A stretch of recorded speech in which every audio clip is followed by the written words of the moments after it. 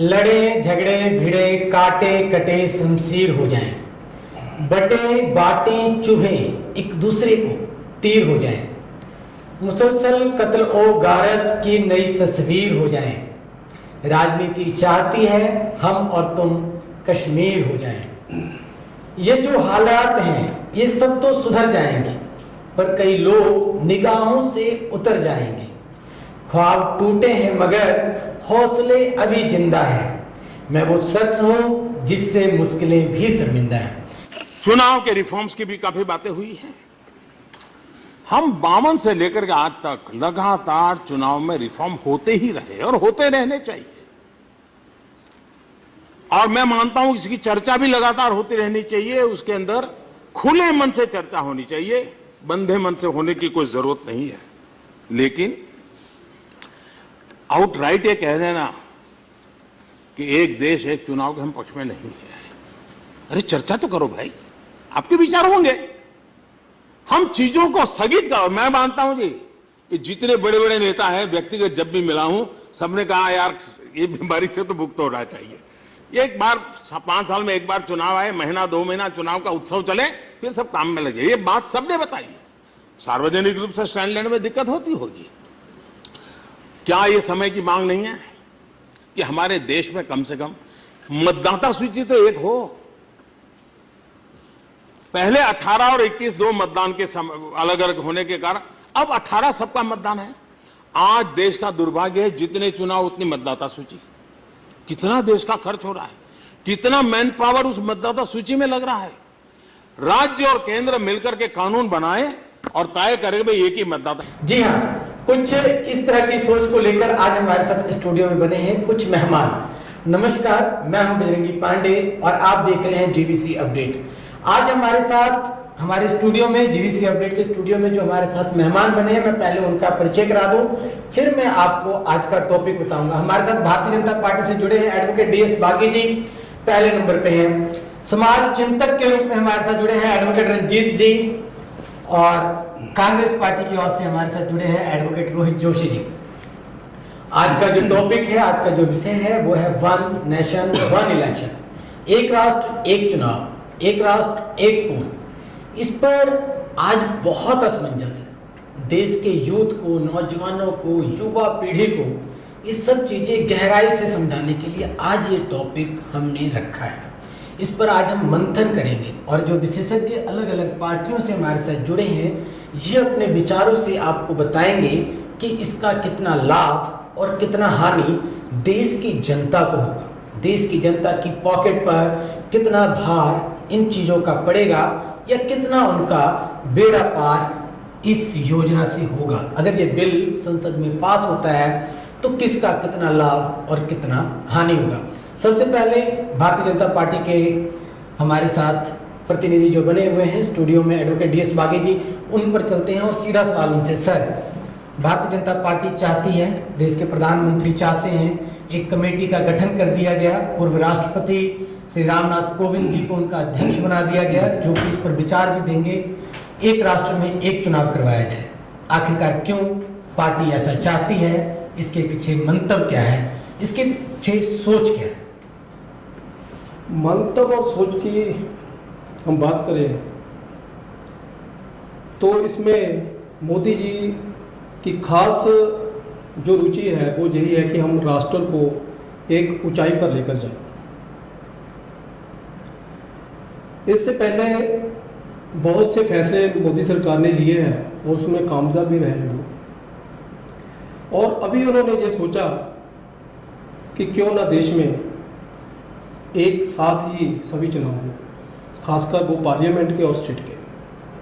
इसके लिए उन्होंने हमारे जो राष्ट्रपति है, साबका राष्ट्रपति है रामनाथ कोविंद जी, उसकी अध्यक्षता में एक उन्होंने कमेटी नियुक्त की है और वो अपनी रिपोर्ट देंगे। इससे देश को क्या फायदा होगा? फायदा देखो, जो वो कोई काम जो हमने कभी नहीं किया हो, जो काम हमने ऑलरेडी किया हो, तो हम काम वो तभी करते हैं जब हमें उसमें कोई फायदा होता है। तो इससे पहले हमारे देश में जो एक वन नेशन वन इलेक्शन वाली बात जो थी वो चल रही थी, लेकिन कुछ जो लीगल टेक्निकलिटीज थी उसकी वजह से वो बंद हो।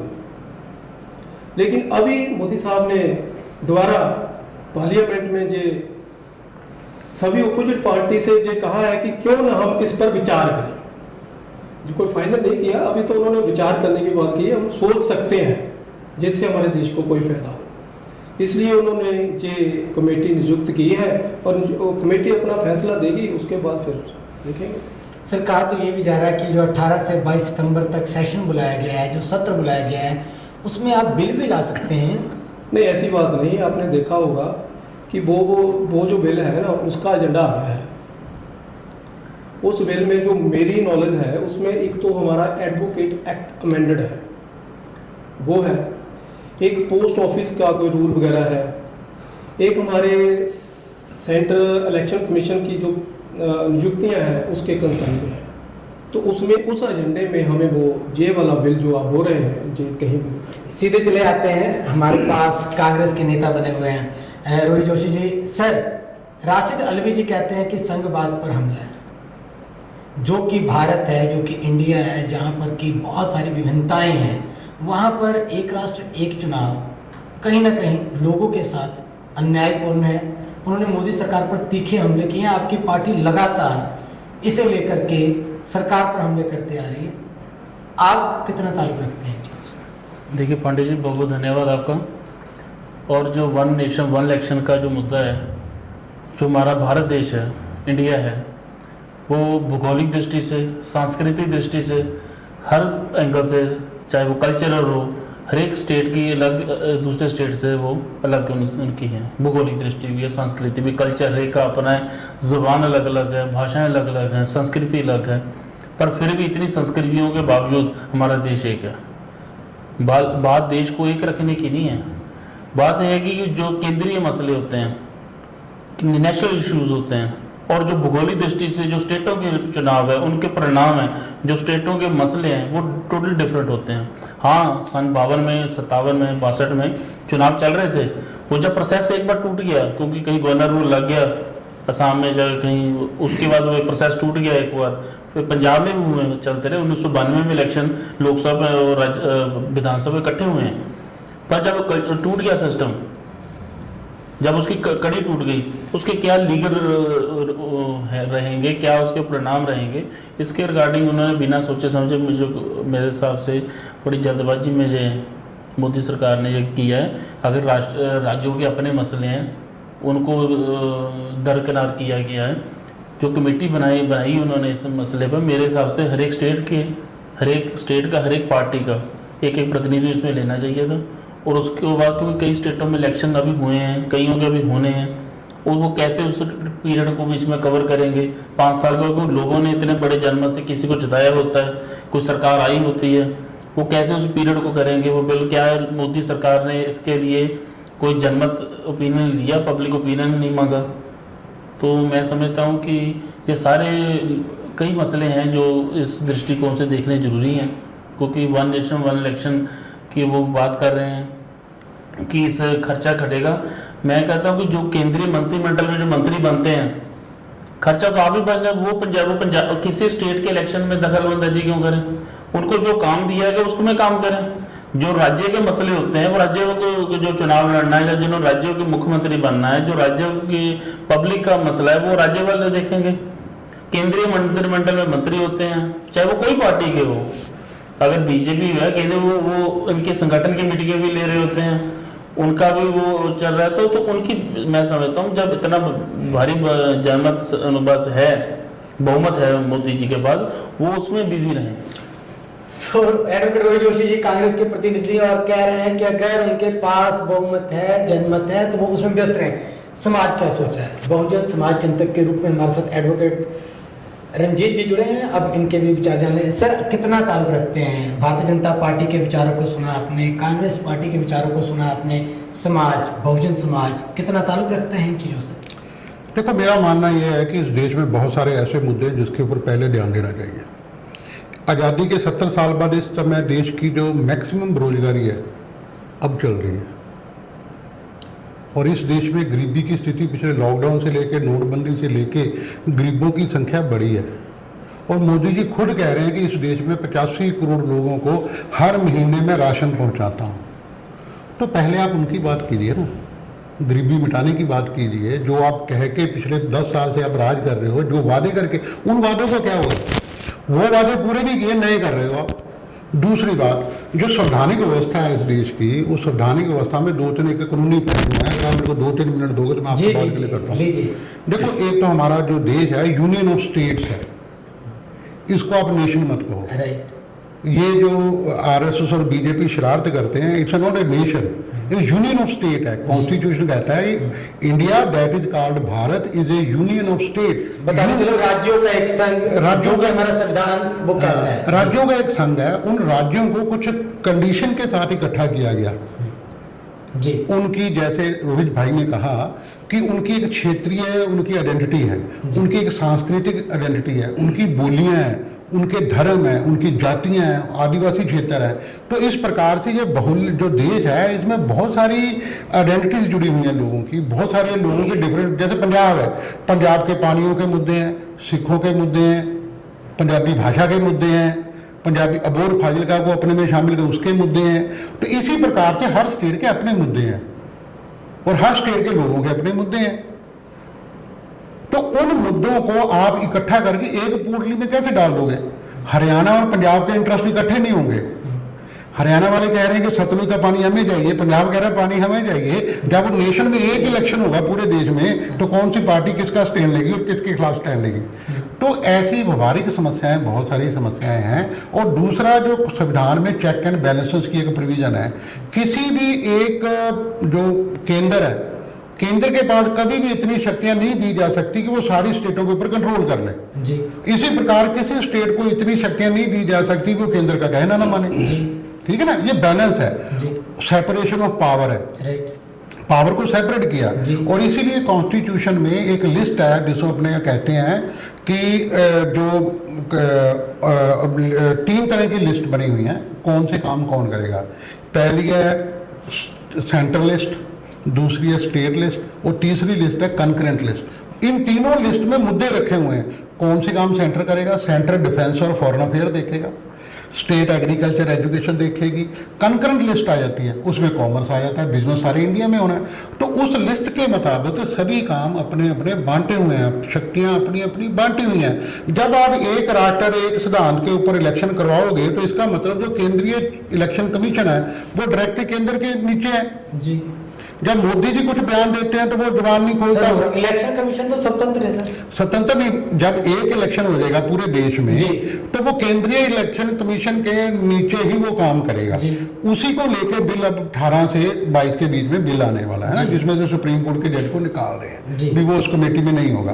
तो एक जगह पे शक्ति इकट्ठी हो गई ना, स्टेट तो पंगु हो जाएगी। तो स्टेटों की जो इंडिपेंडेंस है वो बरकरार रहनी चाहिए। ये फेडरल स्ट्रक्चर के खिलाफ है। और एक पार्टी को ज्यादा शक्तियां देने का, डेमोक्रेसी क्या है? सभी लोगों के अधिकारों को बैलेंस करना, इसके पास भी अधिकार बराबर हो, इसके पास भी बराबर हो, जिसके पास कम है उसको प्रोटेक्शन दे दो जी। डेमोक्रेसी ये है। इसका मतलब नहीं है कि सारी की सारी शक्ति एक पास व्यक्ति के पास चले जाएं।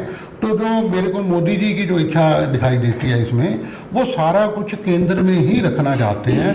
जैसे एग्रीकल्चर बिल आए तो उसमें भी हमारा विरोध यही था कि एग्रीकल्चर जो है स्टेट सब्जेक्ट है, वो सेंट्रल सब्जेक्ट नहीं था वो जी। तो इन्होंने लाया। अब सबसे गंभीर मुद्दा जो क्या है हमारा, हम मानते हैं जो कॉरपोरेट फंडिंग है इलेक्शंस में, जैसे अडानी अंबानी है और वो खरबोपति लोग हैं, जो इलेक्टोरल बॉन्ड भारत सरकार लेके आई है, इलेक्टोरल बॉन्ड, उसमें बॉन्ड में कॉरपोरेट जितना मर्जी किसी पार्टी को पैसा दे दे, उसको कोई पूछने वाला नहीं है। और जो पिछले 4-5 साल में 60,000 करोड़ रुपए के करीब ये पैसा पॉलिटिकल पार्टीज को आया, तो उसमें से 70% पैसा बीजेपी को चला गया क्योंकि उनकी सरकार थी। तो बाकी पार्टियों को किसी को कुछ नहीं दिया कॉर्पोरेट घराने ने। तो अब ऐसी स्थिति में अगर एक बार में इलेक्शन होते हैं तो जो दलित, पिछड़े, गरीब लोग, आदिवासी लोग जो अपनी पॉलिटिक्स के जरिए अपनी इस देश की राजनीति में अपना हिस्सा बनाना चाहते हैं, अपनी जगह बनानी चाहते हैं, वो अडानी अंबानी से कैसे लड़ेंगे?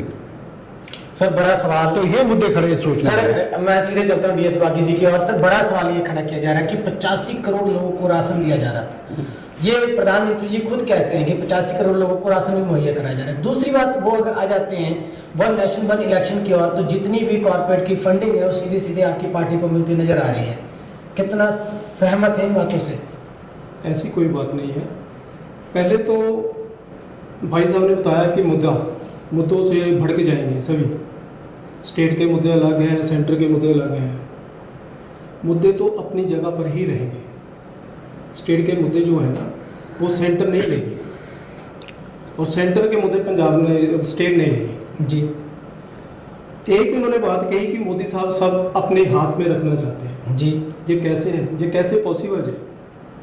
हम बात कर रहे हैं सेंट्रल इलेक्शन कमीशन की जी। तो ये तो ड्यूटी सेंट्रल इलेक्शन कमीशन की है, तो वो तो इंडिपेंडेंट है,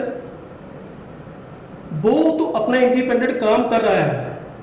अभी सेंट्रल इलेक्शन कमीशन ने उसके जो हेड है स्टेट सेंटर के mister Rajiv Kumar I think ji. तो इससे पहले 2022 में जो थे सेंट्रल इलेक्शन कमीशन, उन्होंने तो खुद कहा है कि हम फुली प्रिपेयर हैं, ये इलेक्शन जो स्टेट के हैं और जी। सेंटर के हैं एक साथ होने चाहिए, हम उसको करवाने के लिए सक्षम हैं। जी। तो इसमें ये मुद्दों वाली बात कहाँ से आ गई? किसके अधिकार कौन खो रहा है? ये कहाँ से ये बात आ गई? ये तो इशू ही सेपरेट है। हम बात कर रहे हैं कि ये पॉसिबल है या नहीं है, होना चाहिए या नहीं होना चाहिए। एक स्टार्टिंग तो कर सकते हैं। ये लोग तो ये भी कहते थे, सभी पार्टियों वाले ये भी कहते थे कि मोदी साहब अभी ये कह रहे हैं कि हम ऑनलाइन पेमेंट स्टार्ट कर रहे हैं, डिजिटल पेमेंट का। तो उस वक्त ये कह रहे थे ये कैसे पॉसिबल हो सकता है? एक दुकानदार, एक रेडी वाला, एक सब्जी वाला ये कैसे करेगा? लेकिन आज हो रहा है। वो ये कहते हैं कि वन नेशन वन इलेक्शन तो कीजिए पर गरीबी भी दूर कीजिए। नहीं, गरीबी वो मुद्दों की बात आ गई ना जी। वो मुद्दों की बात है, वो सेपरेट चल रहे हैं जी। अभी ये बोल रहे थे कि पहले का 370 धारा नहीं हटनी जी। चाहिए, हट गई। वो भी तो एक मुद्दा ही था ना। जो गरीबी है आप बात कर रहे हैं, अभी तो जी। देखो 85 करोड़ जो लोग हैं ना जी। उनको राशन दिया जा रहा है। जी। क्यों दिया जा रहा है? क्योंकि वो कोरोना के दौरान थोड़ा अपने रास्ते से भटक गए थे। जी। उसकी रोजी रोटी जो थी, क्योंकि रोजमर्रा का जो काम था वो जाता लगा, जी। ठीक है ना, वो सभी का था, वो हमारा भी था। प्रोफेशनल जितने हैं सभी को, बड़े बड़ों को घाटा पड़ा उस चीज में, उसको लेकर वो राशन दे रहे हैं। अभी तक वो लोग अभी पैरों पर नहीं है, जब पैरों पर आ जाएंगे वो छोड़ देंगे। मैं सीधे रोहित जी की तरफ आता हूँ। रोहित जी, आप सुन रहे हैं बाकी जी बोल रहे हैं कि सीधा जो कि वन नेशन वन इलेक्शन में बात चल रही है। रंजीत जी ने यहाँ पे गरीबी की बात की, कई मुद्दों की बात की। वो कहते हैं इन चीजों से जहाँ ना दलित की बात हो रही है, ना पिछड़ों की बात हो रही है, ना गरीबों की बात हो रही है, सीधा वन नेशन वन इलेक्शन की बात हो रही है। कितना सहमत होते हैं इन चीजों से कि वन नेशन वन इलेक्शन अगर होता है, एक राष्ट्र एक चुनाव होता है, तो बड़ी संख्या में पैसा देश का बचेगा? सर, जब तक समानता नहीं आएगी, अगर गरीब और गरीब होता रहेगा, रंजीत भाई की बात बिल्कुल ठीक है कि जब उनकी समस्याएं अपनी नहीं खत्म हो होंगी तो तब तक कैसे भी इस वन नेशन वन इलेक्शन के ऊपर वो कायम रहेंगे। अभी आपने देखा हिमाचल में कितनी कुदरती आपदा आई, पंजाब का मालवा एरिया देखिए, वहाँ से बुरी तरह से नष्ट हो गया बाढ़ की वजह से। कितने वो ऊपर नहर गंगा दरिया टूटा, उसकी वजह से लोगों को, किसानों को नुकसान। आप बताइए केंद्र ने कौन सा मंत्री वहाँ पर आके घूम के गया? केंद्र का कौन सा पैकेज, विशेष पैकेज उनके लिए आया? क्योंकि जब वन नेशन वन इलेक्शन है तो क्या वन नेशन उनके लिए, विकास के लिए, उनकी भरपाई के लिए, उनके नुकसान के लिए वो नहीं उन्होंने देखना? शुरुआत तो करें, कुछ नहीं ऐसे नहीं। तो वन नेशन वन इलेक्शन में पॉसिबल तभी होगा जब एक्ट एंड कंडक्ट उनका सही रहेगा। तो मैं समझता हूँ जैसे रंजीत जी ने कहा कि अडानी ग्रुप जिनको फायदा देने के लिए, क्योंकि उनका बहुत बड़ा पैसा है इसमें, बतौर इन्वेस्टर वो इन्वेस्टर बने हुए हैं। तो जब वन नेशन वन इलेक्शन के ऊपर बात कर रहे हैं, हिमाचल में इतनी आपदा आई, असम का हाल देखिए, भौगोलिक, जैसे मैं पहले का भौगोलिक दृष्टि से भारत देश है वो कई हिस्सों में बंटा हुआ है देश एक है। पर वो कह रहे हैं, सरकार कह रही है कि 2019 के लोकसभा चुनाव में इलेक्शन कमीशन की ओर से जताई गई एक आंकड़ा है कि 60,000 करोड़ रुपया चुनाव पे खर्चा है, जो कि इलेक्शन का भी खर्चा और साथ में जो राजनीतिक पार्टियों ने खर्चा किया उसका। अगर इतनी बड़ी रकम जो कि आगे बढ़कर के 70-80 हजार करोड़ पहुंच जाती है, वो कहते हैं पैसे बचाकर गरीबी दूर हटाएंगे। सर, अगर बचता हो तो बचाने चाहिए, पर पहले जो समस्या है उनको दूर करें। असम में इतना बुरा हाल हुआ, कारगिल शहीद की विधवा को, उसकी वाइफ को नंगा करके दौड़ाया, उस वक्त वन नेशन वन इलेक्शन का कहाँ था इनका मुद्दा? अब मैं अभी बोला हिमाचल में इतनी कुदरती आपदा हुई, क्या मोदी जी एक बार भी दौरा किया उधर से? अगर कोई दौरा नहीं किया। पंजाब में इतने हालात खराब हुए। वो कहते हैं लगातार जब चुनाव होते हैं तो विकास कार्य रुकते हैं क्योंकि इलेक्शन कोड लग जाता है, आचार संहिता लागू हो जाती है। अगर विकास जो केंद्र में मंत्री बने हुए हैं, जब प्रधानमंत्री जी हैं, जब उनके जो ऊपर की लीडरशिप है बीजेपी की, वो उनको जो काम दिए वो काम करें। वो क्यों स्टेटों के इलेक्शन में दखल दे रहे हैं? आपको जब एक प्रधानमंत्री को मंत्रालय दे दिया, जैसे रंजीत जी ने कहा कि स्टेट के काम अलग है केंद्र के अलग है, एक कॉन्क्रीट लिस्ट है, आप उसके मुताबिक काम करो। अब अगर मोदी जी और अमित शाह जो गृह मंत्री हैं वो एमसी के चुनावों में भाग लेना शुरू करते हैं, जैसे इन्होंने उधर किया बेंगलोर में, अमित शाह ने रोड शो किया एमसी इलेक्शन में, क्या जरूरत है उसकी? वो आपको ड्यूटी तो दी है गृह विभाग की, आप क्यों घूम रहे हैं एमसी इलेक्शन में? तो जो ड्यूटी आपको दी है आप उसके करो। आप केंद्रीय मंत्री को ना भेजो, केंद्रीय मंत्री वहां पर भेजो जो हिमाचल में और मालवे पंजाब के हालत खराब हुए वहां पर भेजो। जब उनके घूमने के उनके जाने का जो काम दिया हुआ है वो काम बांटकर संगठन की मीटिंगें, या इनका बीजेपी का प्रचार, कांग्रेस को नुकसान या दूसरी पार्टी को नुकसान की तरफ प्लानिंग चल रही है, फिर तो घाटा, फिर तो तभी प्लानिंग लेकर है वन नेशन इलेक्शन काम पे। रंजीत जी, इस समाज की अगर बात करें तो आगामी दिनों में दिसंबर में लगभग 5 ऐसे राज्य हैं जहां चुनाव होने हैं, विधानसभा के चुनाव होने हैं, अप्रैल मई के महीने में लोकसभा के चुनाव होने हैं। तो ये अलग अलग खर्चे 5 राज्यों में और फिर लोकसभा के चुनाव को लेकर के आप कितनी सहमति रखते हैं कि खर्चों को बचाया जाए या ना बचाया जाए? देखिए, ये जो विमर्श है ना, जो बनाया जाता है, ये विमर्श गलत है। जब प्रधानमंत्री 10,000 करोड़ रुपए का जहाज लेते हैं अपने घूमने के लिए, उस वक्त देश का खजाना खर्च नहीं होता। G20 की मीटिंग्स में आप जितने भी 20 देश हैं जिन्हें उनका बजट देखो कि उन्होंने G20 के फेस्टिवल के ऊपर कितना खर्च किया। मैक्सिमम 300 करोड़ रुपया खर्च किया साउथ अफ्रीका ने या ब्राजील ने, इंडिया ने 4,000 करोड़ खर्च कर दिया। वाई? कहते हैं मेहमानबाजी करनी है, भारत को दिखाना है। अगर आपने खर्चा बचाना है तो यहाँ पे बचाइए ना आप खर्च। विदेशी मेहमान आ रहे हैं, आपको हमेशा भारत में ये परंपरा रही है, कोई भी विदेशी मेहमान आता है उसको दिल्ली में रिसीव किया जाता है। और मोदी जी ने ये परंपरा शुरू की कि अहमदाबाद में आ रहे हैं चीफ गेस्ट, उनको 5 स्टार में अलग ठहराया जा रहा है, वहां को झूले चलाए जा रहे हैं, फिर उनको दिल्ली लेके आया जा रहा है। आप नेशन के ऊपर बर्डर खुद डाल रहे हो। पिछले 9 साल में आप मोदी जी का जो बीजेपी सरकार है, इसका आप एडवर्टीजमेंट का खर्चा निकलो। आप बिना 9 साल में कितना खर्च किया इन्होंने, वो हजारों करोड़ में है, वो बचा लें। और तीसरी बात, जो 60,000 करोड़ रुपये आप इलेक्शन की बात करते हो ना, भारत सरकार का 60,000 करोड़ रुपये इस इलेक्शन में नहीं लगता, वो 5, 7, 10 करोड़ रुपये लगता है। और दूसरी बात, जो सारा इलेक्शन का इंतजाम होता है वो भारतीय सरकारी मुलाजिम जो हैं, टीचर हैं, रेलवे के हैं, बैंक के हैं, वो सभी उसी तनख्वाह में काम करते हैं इलेक्शन को करवाने के। और सरकार की मैं 10,000 करोड़ रुपए सरकार की बात नहीं कर रहा, उन सभी राजनीतिक पार्टियों का खर्चा क्या है, मैं उसी पे आ रहा हूँ जी। अब अगर आपने कोई चेक लगाना है तो आप वहां लगाए ना। भी एक आदमी की कैंडिडेट को निर्धारित किया गया कि विधानसभा इलेक्शन में 35 लाख खर्चेगा, वो 3.5 करोड़ क्यों खर्च रहा है जी? और उसके बाद 3.5 करोड़ कहाँ से आ रहा है? चेक लगाना है, ईडी भेजनी है तो उसके घर भेजो, वहां से पता करो कि भाई तेरी 35 लाख लिमिट भी तू 3.5 करोड़ खर्च रहा है। और इसका नुकसान किसको है? 85 करोड़ लोगों को है। कल को मैं अगर एमएलए बनना चाहता हूँ, मैं नहीं बन सकता, क्योंकि एक इंडस्ट्रियलिस्ट बैठा है, उसके पास 500 करोड़ की प्रॉपर्टी है, वो इलेक्शन लड़ता है, जीत के निकल जाता है। रोहित जोशी नहीं बन सकता। ये समस्या जो है ना, मैं यही तो कह रहा हूं कि ये बातों को घुमाया जा रहा है।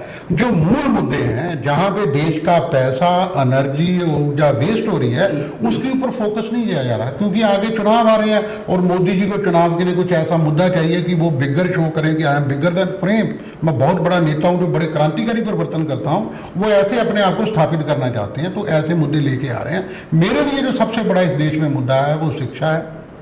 शिक्षा है, लोगों को अस्पताल अच्छे मिलने चाहिए, एजुकेशन मिलनी चाहिए, और आप हमारे जैसे बेरोजगार जो बच्चे हैं, हमारे बच्चे हैं जो, उन बच्चों को रोजगार मिलना चाहिए। ये ज्यादा बढ़िया मुद्दे हैं। सर, अगर एक साथ चुनाव करवाएंगे तो उसका फायदा जनता को होगा? देखो, एक साथ संभावित नहीं है। देखो, 2 साल सरकार चली, अल्पमत सरकार है, उसके 10 एमएलए टूट के बीजेपी में चले गए, सरकार टूट गई, फिर आप इलेक्शन कराओगे? It's not possible. देखो, 52 से लेके इकट्ठे होते आए हैं, 67 तक इलेक्शन इकट्ठे होते आए हैं, लेकिन उसमें कोई सरकार की या लोगों की कोई उसमें कमी नहीं थी। एक सरकार गिर गई, अल्पमत में आ गई, उसके एमएलए दूसरे पास राष्ट्रपति शासन लगाना पड़ गया। मान लो आप मई में सारे देश में इकट्ठे इलेक्शन करवा देते हो, मान लो हो जाते हैं, तो क्या आपने वो टर्म फिक्स कर दी है 5 साल की भी जो एक बार मुख्यमंत्री बन गया, जैसे अमेरिका में 4 साल राष्ट्रपति रहेगा, बदला नहीं जाएगा? हमारे देश में वो प्रावधान ही नहीं है। कल को 10 एमएलए टूट के बीजेपी में शामिल हो गए, 20 एमएलए टूट के कांग्रेस में शामिल हो गए, तो जो रूलिंग क्लास है वो अल्पमत में आ जाएगी, सरकार गिर जाएगी। तो इन समस्याओं के समाधान के लिए कमेटी का गठन कर दिया गया, अध्यक्ष नियुक्त कर दिए गए, वो इन्हीं समस्याओं को तो बताएंगे। देखो उसमें क्या है, वो अभी ठीक है, बागी जी ने ये कहा, इन्होंने बड़ी अपने आप को बड़ा नियंत्रण में रखे प्रतिक्रिया दी है कि अभी कुछ फैसला नहीं हुआ है, अभी कुछ फैसला नहीं हुआ, लेकिन उनकी प्रपोजल है। हम प्रपोजल तो देख के अपना मत बना के आपको बता रहे हैं कि ऐसा होगा, ऐसा होगा, ऐसा होगा। तो मेरे हिसाब से अभी 11 स्टेट में ऐसी सरकारें हैं जिनकी 4 साल के लगभग जी पड़ी है। पंजाब की ले लो, 3.5 साल की टेन्योर पड़ी है। क्या हम 11 की 11 सरकारों को गिराएंगे? लोगों के चुने हुए मत को हम ठोकर मारेंगे? फिर 7-8 स्टेट ऐसी हैं जहाँ पे आधी टर्म पड़ी है, और बाकी 10 स्टेट ऐसी हैं जिनमें जहाँ 5 महीने आगे हैं, जहाँ 5 महीने पहले है। वो तो कहीं ना कहीं जस्टिफाई हो जाएगा। अगर मान लो कि कल को गोवा में हम इलेक्शन करवा देते हैं, अल्पमत रह जाती है, सरकार बन नहीं पाती, तो फिर भी तो राष्ट्रपति शासन लगेगा, फिर आप उसको 5 साल कैसे पूरे करोगे आप? तो सीधे चलते हैं डीएस बागी जी की। और डीएस बागी जी, एक बड़ा सवाल ये खड़ा कर दिया गया कि अगर एक राष्ट्र एक चुनाव करवा दिया जाता है और किसी स्टेट में सरकार 2 साल में, 1 साल में, 1.5 साल में गिर जाती है, वहां आप राज्यपाल राष्ट्रपति शासन लागू करवा देते हैं, तो ऐसे कंडीशन में क्या वहां दोबारा चुनाव करवाए जाएंगे या फिर 5 साल राष्ट्रपति शासन ही रहेगा? पांडे जी, यही जो कमेटी गठित की गई है ना, वो इसी बात का ही सोल्यूशन तो करना है उन्होंने, क्योंकि ये सोल्यूशन और ये प्रॉब्लम तो ऑलरेडी हमें आ चुकी है, ये प्रॉब्लम ऑलरेडी हमें आई है। तो इसी बात के लिए जो रामनाथ कोविंद जी की अध्यक्षता में कमेटी गठित की गई है, उनको यही तो चैलेंजेस है कि वो इसका सोल्यूशन क्या निकालते हैं।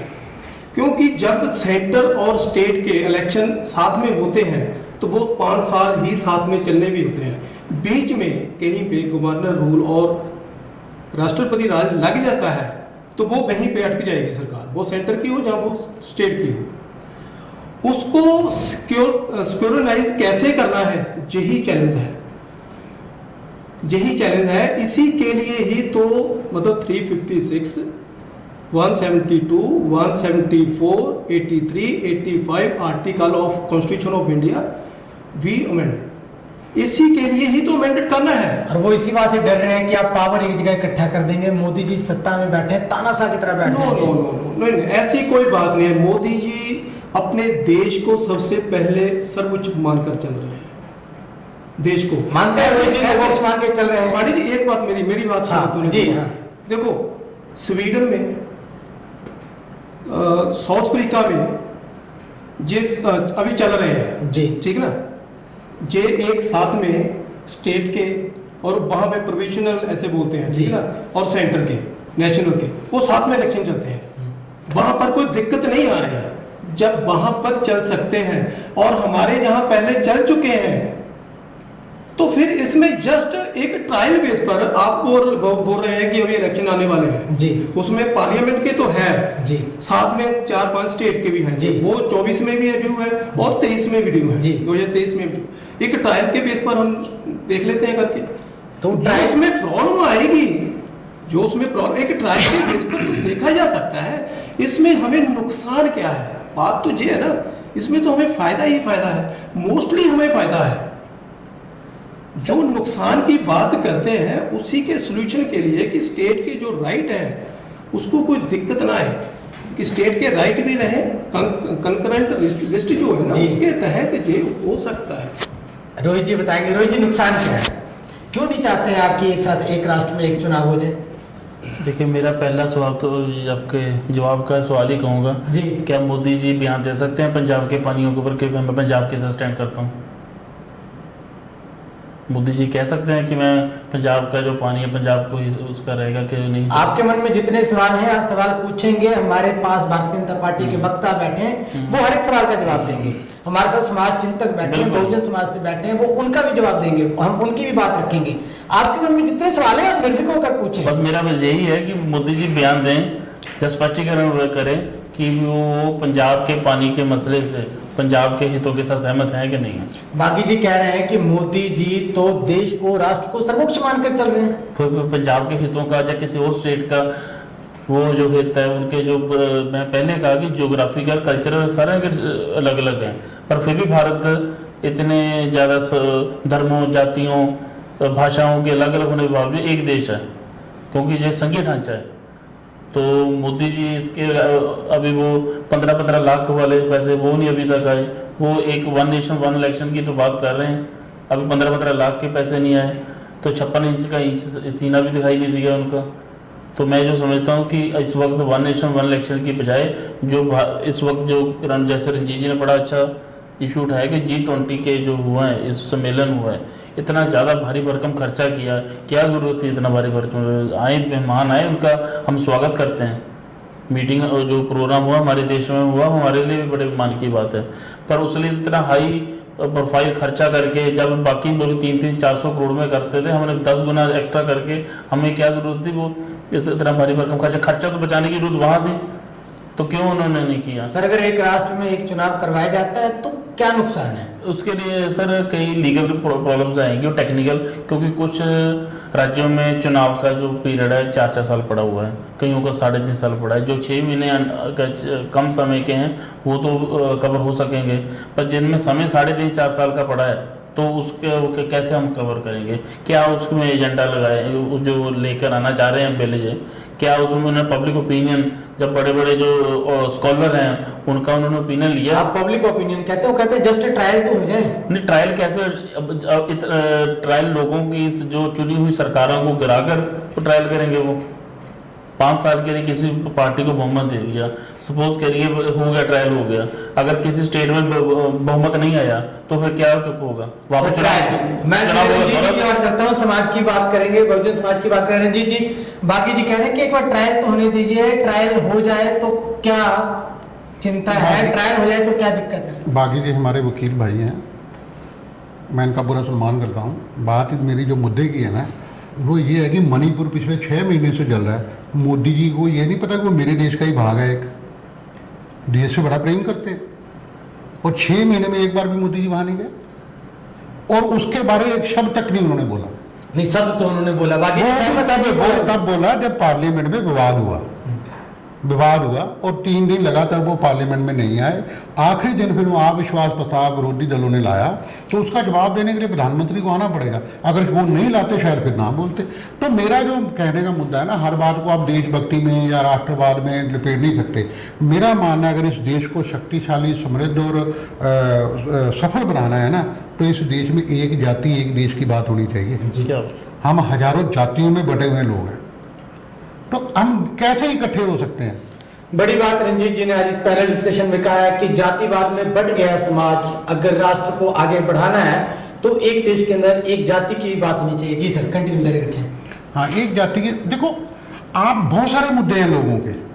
आज आपने यहाँ पे विचार चर्चा रखी है, अगर आप बीजेपी के बागी जी को लाके सारी बातचीत कर लेते तो वो बातचीत, वो आप जो सारगर्भित बात करना चाहते हो वो बात हो नहीं पाती, क्योंकि समाज के विभिन्न लोगों के मुद्दे हैं। इसलिए आपने बहुजन समाज को बुलाया, इसलिए आपने कांग्रेस को बुलाया। 3 मुद्दों की बात हुई ना, तो इसीलिए जैसे मोदी जी एक राष्ट्र एक सिद्धांत की बात करते हैं ना, जो हमारा देश है ना, इसको आप समझिए स्वीडन की जो उदाहरण है वो गलत है। वो क्रिश्चियन मुल्क है और उसकी पॉपुलेशन जो है 1 करोड़ के आसपास भी है, 70 लाख के आसपास उसकी आबादी है, तो वो बहुत छोटे मुल्क है। उनकी कॉमन सी प्रॉब्लम है। हमारे देश में कॉमन प्रॉब्लम कोई नहीं है। पंजाबियों की अपनी प्रॉब्लम है, महाराष्ट्र में मराठा रिजर्वेशन मांग रहे हैं, उधर यादव मांग रहे हैं, उधर दलित मांग रहे हैं, उधर गुज्जर रिजर्वेशन मांग रहे हैं, आदिवासी कह रहे हैं हमारा स्पेशल स्टेटस दो, उधर कुकी और मणिपुर में मतई लड़ रहे हैं आपस में, तमिल वाले अपना विवाद खड़ा करके बैठे हैं। क्षेत्रीय पार्टियां इन चीजों को इसका मतलब ये नहीं है, इसका मतलब ये नहीं है, इन सभी अंतर विरोधों को साथ लेके चलना है, तभी ये राष्ट्र बनता है। जी, जो आज़ादी के समय में जो देश में अंतर विरोध थे, सरदार वल्लभ भाई पटेल ने, या जो उस समय के हमारे बड़े लीडर थे, बाबा साहब अम्बेडकर थे, जवाहरलाल नेहरू, महात्मा गांधी, सभी लोगों का योगदान है। इन सभी लोगों ने उन सभी अंतर विरोधों को इकट्ठा करके इस राष्ट्र को बनाया। तो वो अंतर्विरोध पहले से बहुत कम हो चुके हैं, लेकिन अभी भी हैं, लोगों की अपनी अपनी पहचान के मुद्दे हैं। जो रोहित जोशी का मुद्दा है वो मेरा नहीं है, जो मेरा मुद्दा है वो दबागी जी का नहीं है, क्योंकि हम बकरे अलग अलग परिवेश में पल के बड़े होके आगे आए। आपकी समस्या अलग होगी, मेरी समस्या अलग होगी, तो हम एक समस्या को फोकस करके पूरे देश को उसी रस्सी में बांध के गए कि मैं सारी समस्या सुनो, ऐसा नहीं होगा। हर देश, हर प्रदेश, हर समाज की एक अलग अलग समस्याएं हैं। हैदराबाद स्टेट जो है मुस्लिम डोमिनेटेड स्टेट है जी, ठीक है ना। तो आप गुजरात में चले जाओ, वहाँ पे सिंधी हैं, मारवाड़ी लोग हैं, पटेल लोग हैं, उनकी समस्याएं अलग हैं, महाराष्ट्र के लोगों की समस्याएं अलग हैं। तो सभी समस्याओं को एक गांठ में दे के आप नहीं कर सकते, क्योंकि अगर अकेली गरीबी मुद्दा होती तो फिर तो बात कुछ अब कर सकते थे। हमारे देश में अकेली गरीबी मुद्दा नहीं है, सांस्कृतिक पहचानें अलग अलग हैं, उनके क्षेत्रीय मुद्दे अलग अलग हैं, भाषाई मुद्दे अलग अलग हैं, कहीं पर्यावरण के मुद्दे हैं, कहीं भ्रष्टाचार के मुद्दे हैं, बहुत सारे मुद्दे हैं। तो जब देश की एक राजनीति पे आप चलोगे तो उसमें दो खतरे होंगे। एक तो सभी मुद्दे गड़बड़ हो जाएंगे, गरीब लोग, छोटे लोग अपने मुद्दे नहीं उठा पाएंगे। भारत देश के नाम पे, देशभक्ति के नाम पे, धर्म के नाम पे जो गरीब चाहता है वो नहीं सुना जाएगा। दूसरी, जो गरीब है वो इतने बड़े इलेक्शन में हिस्सा नहीं ले पाएगा। आप इस बात को समझो, जिसके पास अडानी अंबानी होगा वो तो ले लेगा पूरे देश में, जो गरीब है वो इतना बड़ा इलेक्शन कैसे लड़ेगा, छोटा दल कैसे लड़ेगा। तो इसलिए क्षेत्रीय पार्टियों को खत्म करने की एक व्यवस्था है कि वो कंपीट ही ना कर पाए और दो ही पार्टियां रह जाए, कांग्रेस और बीजेपी। ये प्लान है, बड़ा प्लान ये है इसके पीछे। बाकी जी सीधे आपके और चले आते हैं। आपकी पार्टी बोलती है कि अंत्योदय का उदय करेंगे, पर रंजीत जी ने सवाल खड़ा कर दिया है कि गरीब भारतवासी चुनाव में भाग ही नहीं ले पाएगा क्योंकि उसको कॉर्पोरेट नहीं होगा, फंडिंग नहीं होगी। ऐसे नहीं है। मोदी साहब जो काम करते हैं, पहले तो उनकी कार्यशैली को हमें देखना चाहिए। डॉक्टर अंबेडकर जी का 125वीं जयंती जब मनाई, पूरे एक साल डॉक्टर भीमराव की जयंती बीजेपी ने मनाई। डॉक्टर अंबेडकर जी के 5 स्थल जहाँ पे उन्होंने जन्म लिया, जहाँ पे उन्होंने अंतिम सांस ली, जहाँ पे उन्होंने स्टडी की और जहाँ से उन्होंने अपने गुरु अपनाया, ऐसे 5 स्थल, उन 5 स्थलों को बीजेपी ने जागृत किया। वहाँ पे उन्होंने बिल्डिंग बनाई है, एक 13 अली रोड दिल्ली में, वहाँ पर मैं गया हूँ खुद। इससे पहले आपने अत्यावते की बात की है, जो लास्ट लाइन में खड़ा है उसकी बात की है, तो डॉक्टर अंबेडकर साहब किसकी बात करते हैं? मैं नहीं, रंजीत जी बात कर रहे हैं। रंजीत जी कह रहे हैं कि अंतिम पड़ाव में खड़ा, पंक्ति में खड़ा व्यक्ति इलेक्शन नहीं लड़ पाएगा क्योंकि उसमें कॉर्पोरेट नहीं होगा, उसमें फंडिंग नहीं होगी। मैं एक बात और भी आपको बता देता हूँ कि ये जो इलेक्शन है ना, हम सेंटर और स्टेट की कंबाइन करने की कोई बात कर रहे हैं जी। इसमें जो इलेक्शन है हमारे पंचायत के, म्यूनिसिपैलिटी के, ये इसमें नहीं होंगे। वो वही कह रहे हैं कि अगर कोई लोकसभा का चुनाव लड़ना चाहेगा तो वो नहीं लड़ पाएगा, नहीं लड़ पाएगा, नहीं होगी। क्यों नहीं लड़ पाएगा? ये तो बात बनती ही नहीं है कि 60,000 करोड़ रुपया खर्चा आता है। सेंट्रल इलेक्शन कमीशन की जो रिपोर्ट है, ठीक है ना, तो इसमें तो खर्चा हमारा घटेगा। एक साथ जब इलेक्शन होंगे तो सपोज करो हमारे यहाँ पंजाब में इलेक्शन आज है, साल बाद राजस्थान में इलेक्शन है, उसके बाद हरियाणा में इलेक्शन है, तो ये खर्चा नहीं है। 25% भी लेकर चलेंगे तो कितने करोड़ बनते हैं जी। इसी चीज को तो कम करना है, खर्चे को कम करना है। उसके बाद हम आ जाए कि हमारे जो कर्मचारी उनकी ड्यूटी लगती है, उनको कितनी दिक्कत आती है उस समय। जो हमारे जो टीचर भी हैं, वो टीचर अपनी ड्यूटी करते हैं, इलेक्शन में ड्यूटी करते हैं, 15 दिन, 20 दिन, महीना काम एक ड्यूटी करते हैं, तो उसके पीछे जो एजुकेशन अफेक्ट होती है बच्चों की, वो नुकसान ही है हम लोगों का। इसीलिए हम चाहते हैं कि एक देश में एक इलेक्शन हो जाए, एक मतलब हम ट्रायल बेस पर इसे देखकर हमें चलना चाहिए। भाई साहब ने तो मुद्दे ही बहुत गिना दिए कि ये वाला मुद्दा, क्योंकि हमारी आज वो डिबेट का विषय नहीं है जी। आपने पहले बोला था कि हम, लेकिन हम अपने मुद्दे पर रहे, उस टॉपिक पर रहे तो अच्छा रहेगा जी, ठीक है ना। तो बात आपने की कि जो पिछड़ा वर्ग है मुझे बताओ कि वो जो इलेक्शन लड़ेगा उसमें मोदी जी ने कौन सी कंडीशन लगा दी कि आपको इतने पैसे शो करने पड़ेंगे तब आप इलेक्शन लड़ सकते हैं और आपकी पॉकेट में इतना पैसा होना चाहिए तब आप इलेक्शन लड़ सकते हैं। इसमें ऐसी कोई बात है? इसमें तो कुछ भी नहीं है ऐसा। राइट टू वोट और राइट टू कंटेस्ट तो हर एक का राइट है, वो तो आप भी लड़ सकते हैं, मैं भी लड़ सकता हूं।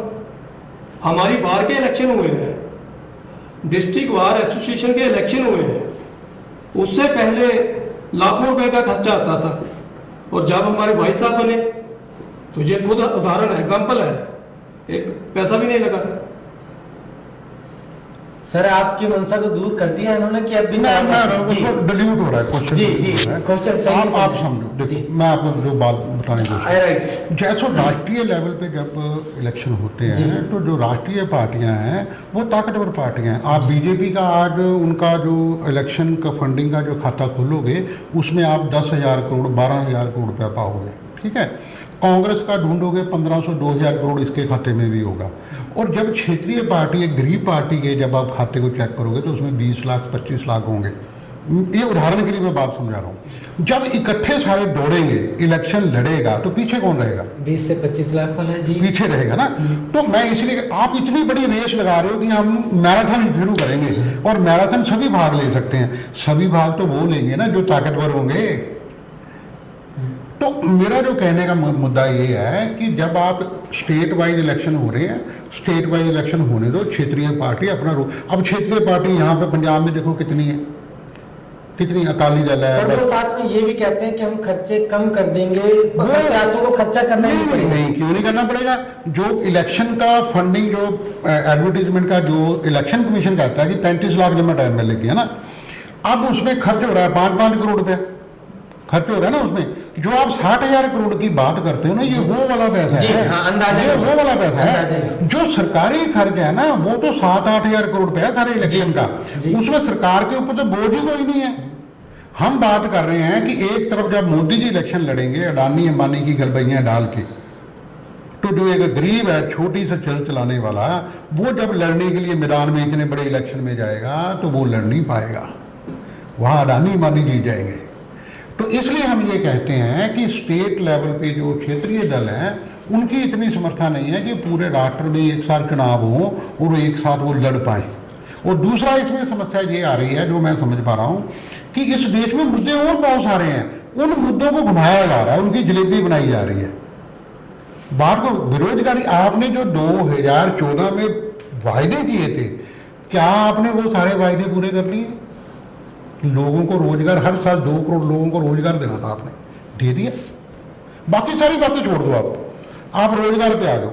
9 साल से हिसाब से 18 करोड़ लोगों को रोजगार मिलना चाहिए। हमें लगता है रोजगार पे ना आके वन इलेक्शन वन नेशन पे आ जाए हम। हाँ, एक राष्ट्र एक चुनाव पे आ जाए हम। हाँ। मैं यही आपको रोकूंगा, मैं रोहित जी की तरफ आऊंगा। रोहित, क्या लगता है आपको? रंजीत जी जैसा कह रहे हैं कि आप भाग नहीं ले पाएंगे, अगर इतना अंतर रहेगा फंडिंग में तो सब घोड़े एक ही रेस में नहीं दौड़ पाएंगे, सब प्रत्याशी एक तरफ नहीं दौड़ पाएंगे क्योंकि सबके पास ताकत बराबर नहीं होगी। उन्होंने फाइनेंशियल क्राइसिस की बात की है, आप कितना सहमति जताते हैं? नहीं, तो ऐसे है कि जब वो कह रहे हैं कि इतना बड़ा खर्चा बजट हो जाता है, राष्ट्र के ऊपर बोझ है, वो इतना खर्चा नहीं है, ठीक बता रहे हैं, इतना खर्चा नहीं है। वो तो सभी पार्टियों का मलाम लू के वो अपना साफ बना दे रहे हैं। वो जो खर्चा कटौती बात है वो एमएलए कैंडिडेट पर लगाएं कि एमएलए का प्रत्यक्ष ही है। वो 35 लाख जो उन्होंने बजट बनाया, खर्च तो करोड़ों हो रहे हैं।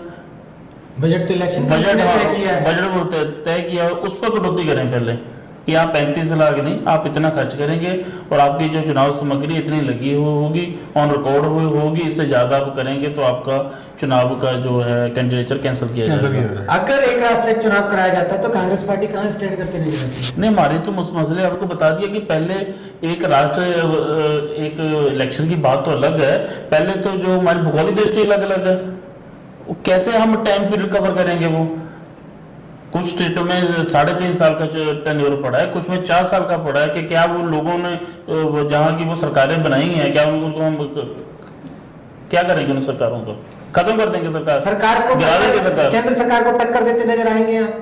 मोदी सरकार को टक्कर देते नजर आएगी कांग्रेस पार्टी? कांग्रेस इस समय सबसे बड़ा जो है दल है केंद्र में राष्ट्रीय स्तर पर वो कांग्रेस ही लगातार टक्कर दे रही है। अब राहुल गांधी जी को देखिए, भारत जोड़ो यात्रा देखिए, उसके बाद उसके भारत जोड़ो यात्रा के बाद से ही ये जो खलबली मची हुई है बीजेपी की, तब से मची हुई है।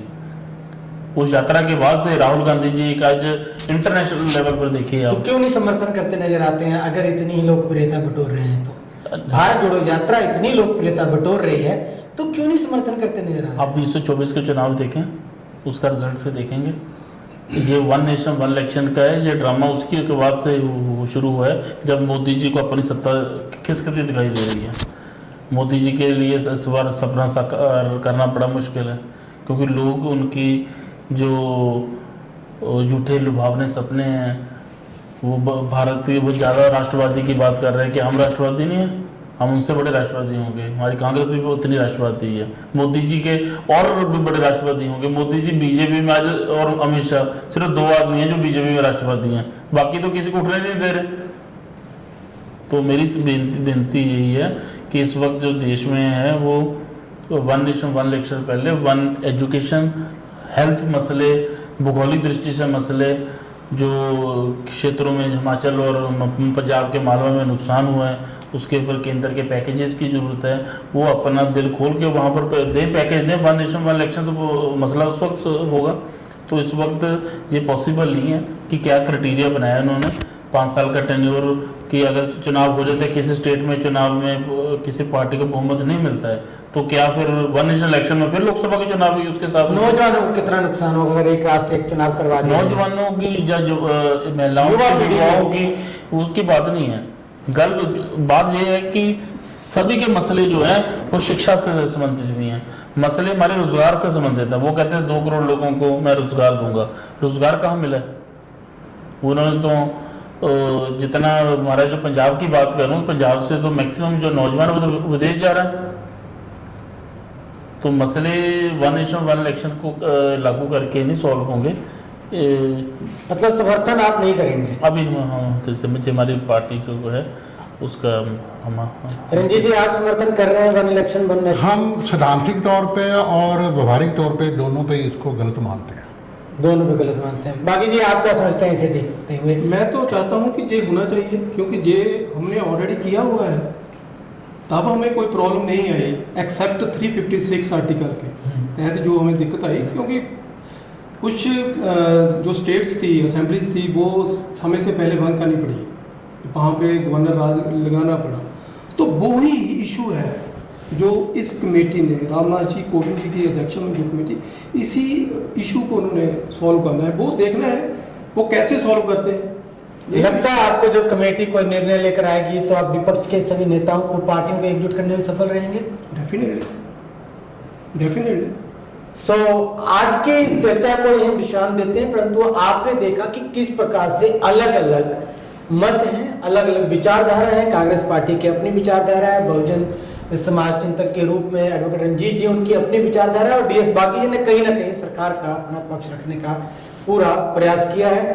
परंतु आप हमें कमेंट के माध्यम से बता सकते हैं कि एक राष्ट्र एक चुनाव करवाने से कितना फायदा आपको है, जनता को है, जनता जनार्दन को है और देश की अर्थव्यवस्था को। यही एक बड़ा मुद्दा है, यही एक बड़ा सवाल है। दीजिए हमें इजाजत, फिर मिलेंगे देश के अच्छे मुद्दे को लेकर, फिर करेंगे आपसे बात। तब तक के लिए जय हिंद, जय भारत। नमस्कार, जय भारत।